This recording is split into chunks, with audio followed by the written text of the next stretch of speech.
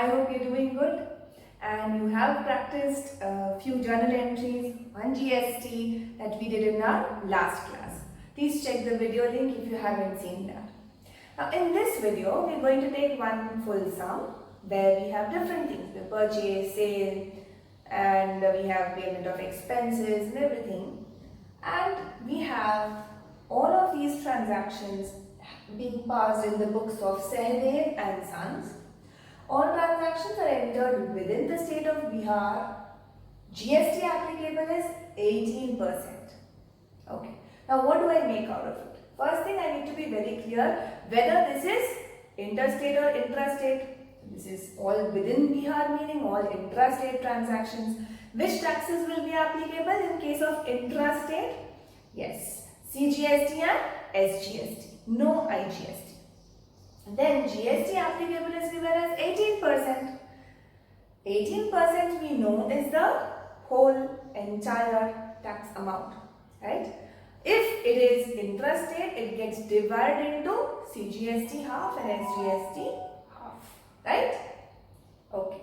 So once we decided that which taxes are applicable, it should be clear in my mind.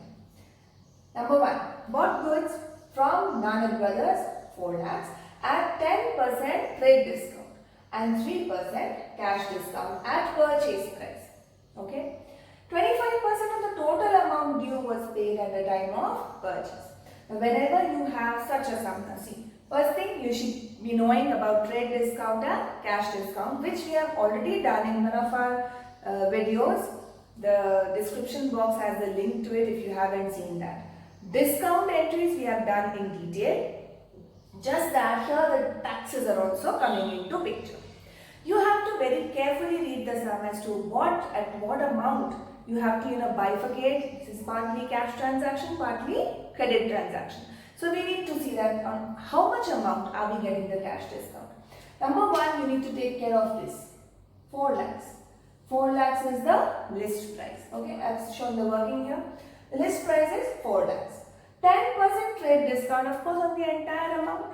The trade discount is always on the entire amount. We do not, see whether we are receiving cash, paying cash or not. So it is entirely for all credit as well as credit cash transactions. So 40,000 gone out of it. I'm left with 3,60,000, which is my purchase price. Now 25% and 3% cash discount. So cash discount I will get only when I am paying the amount. You are not paying the whole amount. You are paying just 25%. Now here, very carefully you need to know 25% of the total amount due. Total amount due meaning purchase price and also the taxes. What is the total amount due? We need to pay for the cost of the goods plus the taxes. So if we add all of this, we get the total amount due. Of that, 25% I am paying right now and the remaining 75% I will pay later. Clear? Now, purchase price is this. So what is the total amount due? This is the cost plus CGST and SGST at 9%. Okay, 18% getting divided into 2. If this was IGST, it would have been the entire 18%. Alright, keep that in mind. So 9% and 9% of what amount? Again, it is never of the list price. It is the purchase price. Whatever I have to pay, on that I will pay tax. So 9% of purchase price comes to this. I add these two. And the total amount payable comes to 4,24,800. I hope everything is clear till now. Now what do we have to do? We need to see how much we are paying in cash and how much will be on credit. So now we bifurcate this amount, divide this amount. As cash transaction is 25%. Now 25% of 4,24,800 is 1,06,200. This is what I decide to pay in cash. Remaining 75% comes to 3,18,600. This is the credit transaction part of it. Okay. Then cash discount will be applicable only on this amount. So 3% of what amount? Yes, not this amount, because this includes tax. You have to be very clear about it. Here, the tax element you understand, when I am paying this, will my seller my supplier give me a discount on tax? He cannot give me a discount on tax, can he? No, because whatever he is collecting from me, he has to submit to the government. Government is not giving any discount on tax, is it? So always remember this, that when you calculate cash discount, it should be only on the purchase price, meaning the value of the goods without including tax. Very careful. Okay.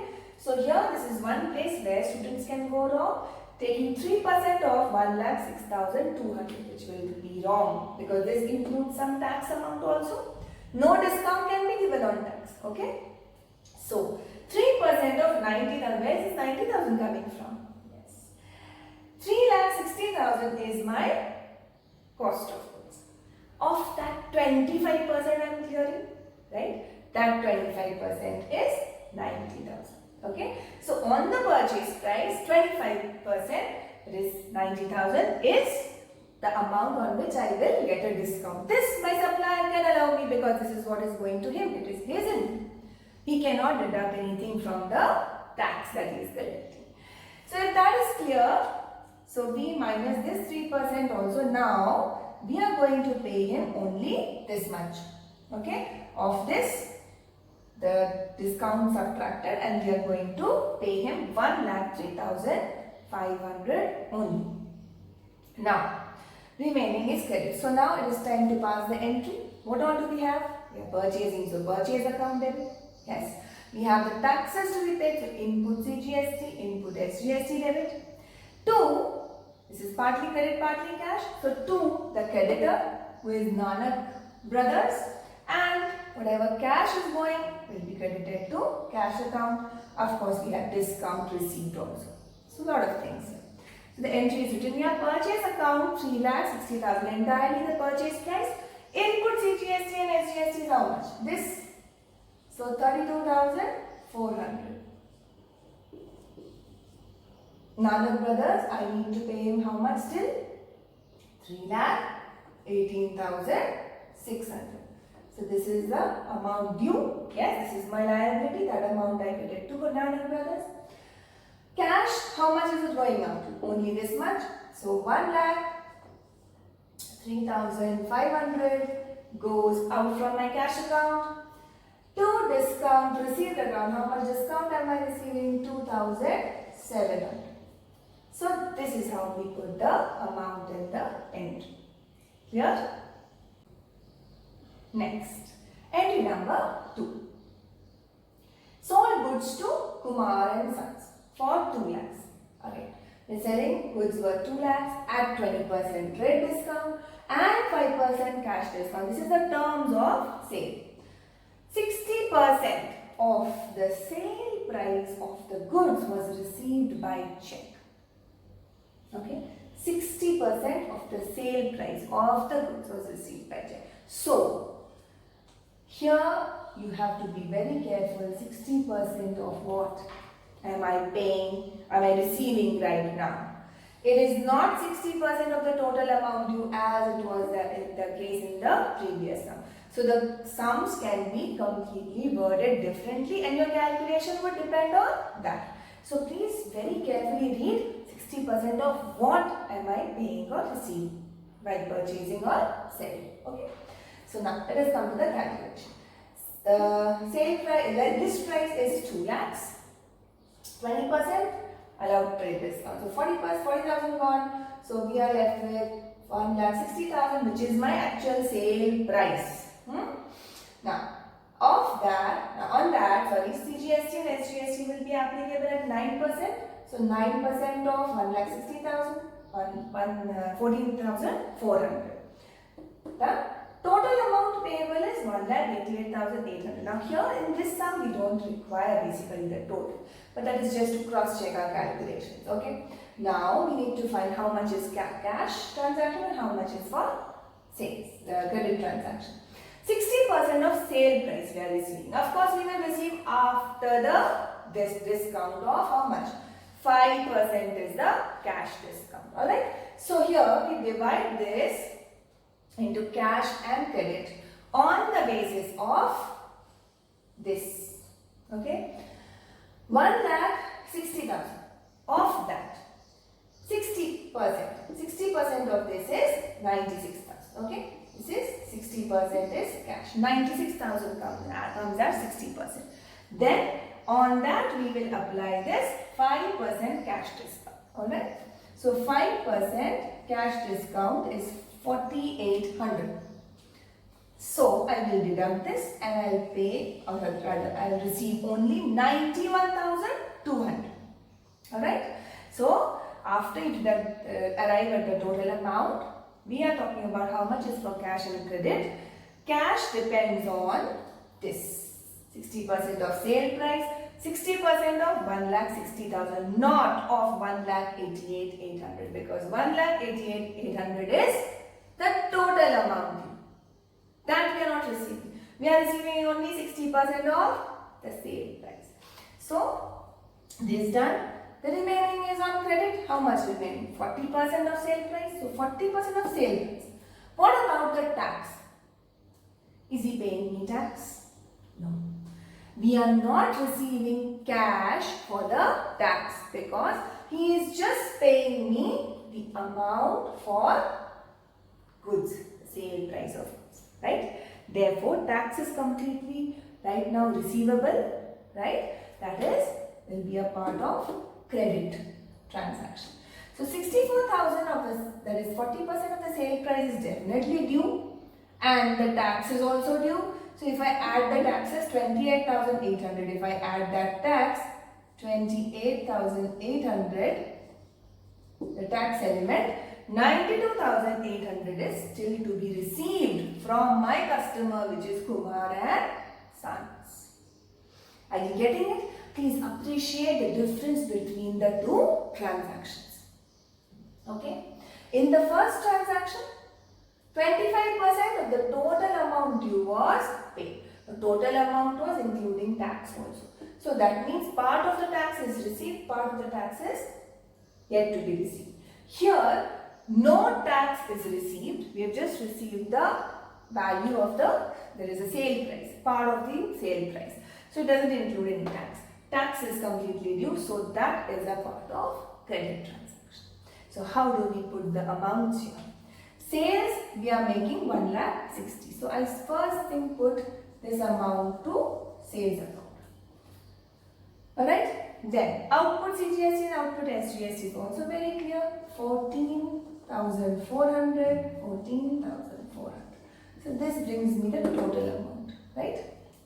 Then how much are we paying through check? 91,200. So that is the amount we are receiving. I am saying paying. The sale entry. So bank account will be debited with 91,200 because that is the value of my check.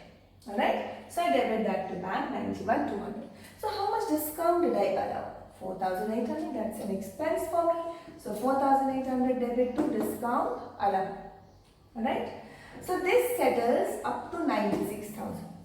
The remaining amount, of course, is all on credit. So 92,800 is to be debited to Kumar and Sons. Right? He's paying me 64,000 for the remaining part of the sale price of the goods plus the taxes. So this 92,800 is still due from Kumar and Sons. Easy? You just have to go through it once again. Where do you have to bifurcate? Which amount? Always go back to the sum and check. कौन से amount का कितना % payment हो रहा है, कितना % discount दे रहा है. And remember that discount should never be given on tax. Okay? It should always be on the sale price or purchase price. Clear? Good. Now we go to the third entry. Received from Gopi Chand 38,000 by check after deducting 5% cash discount.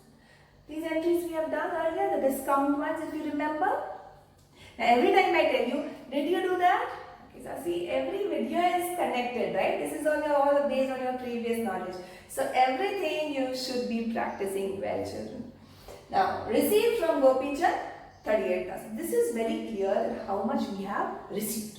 38,000 is in our pocket. The check value is 38,000. Therefore, my bank account should be debited with 38,000. But it is saying after deducting 5% cash discount. That means this is the deducted value, right? It is not 5% of 38,000 that is the discount. Okay? Whatever value, total value was due to be received from Gopi Chand, on that after deducting 5%, 38,000 is what I am receiving. So how do I calculate what was due from Gopi Chand? It's very easy. Just remember, it's all percentage. What is the total? 100. 100 is the maximum, right? Percent meaningful. Now, if the total amount is 100, 5% deducted of that is left. We are left with 95%.